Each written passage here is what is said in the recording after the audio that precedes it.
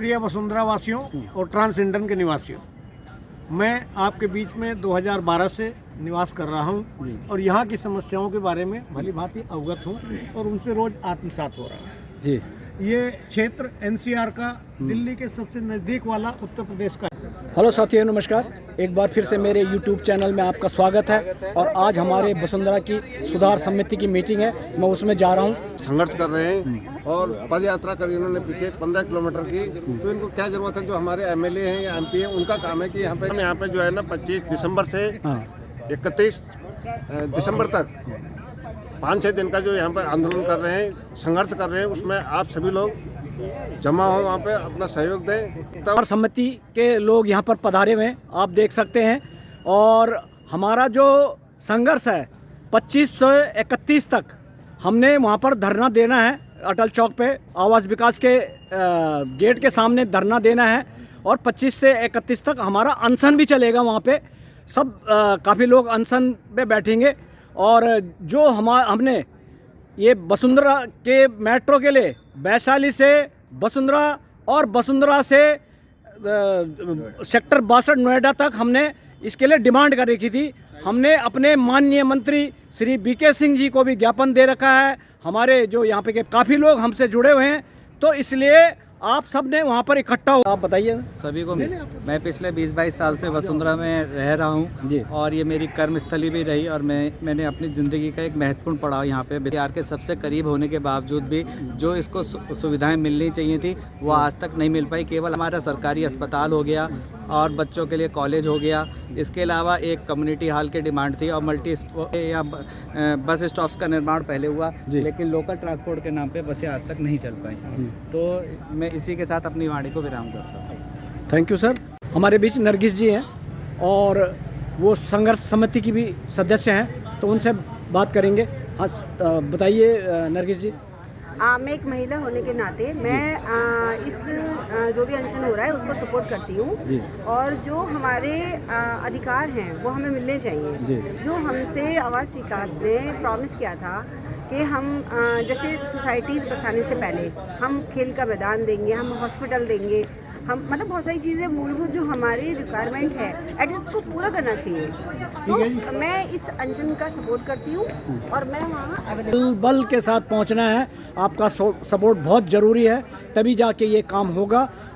उसके लिए आप महिलाओं को, महिला शक्ति को, नारी शक्ति को, दुर्गा शक्ति को मैं बहुत बहुत धन्यवाद करता हूँ। Thank you.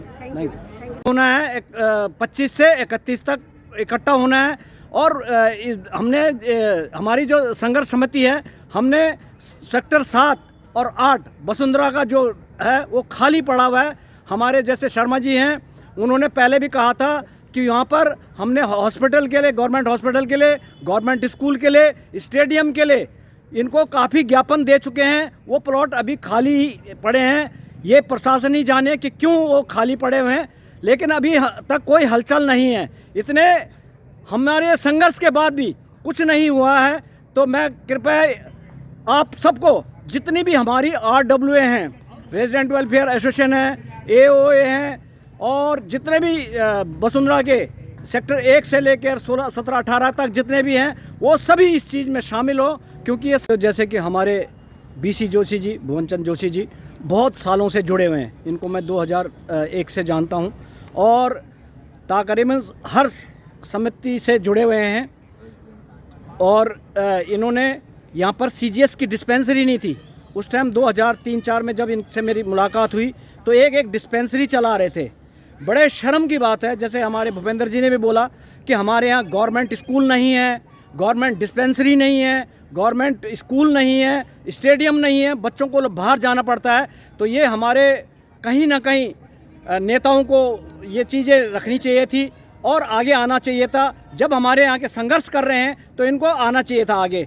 तो मैं बहुत काम कर रहा हूँ। मैं जो सेक्टर मास्टर प्लान में जो उसका ओरिजिनल मास्टर प्लान था जो 2000 उसमें सेक्टर 7 और 8 इसको 95 में आवास विकास ने यहाँ के लोगों को आने का आकर्षण करने के लिए एक सामुदायिक भवन खोलने का और अस्पताल, गवर्नमेंट स्कूल, खेल का मैदान आदि खोलने के लिए उन्होंने रखा था और उसकी फीस, उसकी जो शुल्क था वो हमसे ले लिया गया है। डेवलपमेंट चार्ज के नाम पर उन्होंने हमसे ये पैसे ले लिए हैं, सेम। लेकिन आज तक उन्होंने नहीं दिया।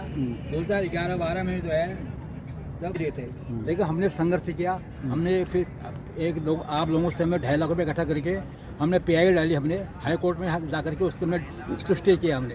उसके बाद तब से हम लगातार लड़ रहे हैं। फिर हम लोग जो है चीफ सेक्रेटरी यूपी से मुलाकात की हमने, उसको हमने ड्राइंग बताया कि हम क्या चाहते हैं क्या नहीं चाहते हैं। उनको हमने बाकायदा समझाया, सब ठीक ठाक किया। उन्हें बहुत खुश हुए। उन्होंने कहा कि ठीक है, आपके यहाँ पहले स्टेटस 7 और 8 था, हमने कहा तुम 7 में दे दीजिए हमको। बहुत 7 के लिए एग्री हो गए और बोर्ड मीटिंग बैठी और यूपी गवर्नमेंट ने पास कर दिया उसको। 2016 में पास भी कर दिया उसको। वो सब डॉक्यूमेंट हमारे पास पड़े हुए हैं। फिर हमने अपने MLA MP से कहा कि वो कराइए। उन्होंने कहा हाँ आज करेंगे कल करेंगे, नहीं किया। लेकिन ये बड़े शर्म की बात है, पूरे इंडिया में जो है सबसे ज़्यादा वोटों से यहाँ का MP MLA जीतते हैं, BJP की वोट से जीतते हैं वो। और इसमें BJP का ही सरकार है, BJP का MLA है, BJP के पार्षद हैं, BJP का MP MLA सब हैं। और चीफ प्रधानमंत्री BJP का है और योगी आदित्यनाथ प्रदेश का वो BJP का है। ऐसे हालत में नहीं कर सकते हैं। तो यहाँ के लोग बहुत लाचार हैं, उनको ये डिमांड जरूर चाहिए।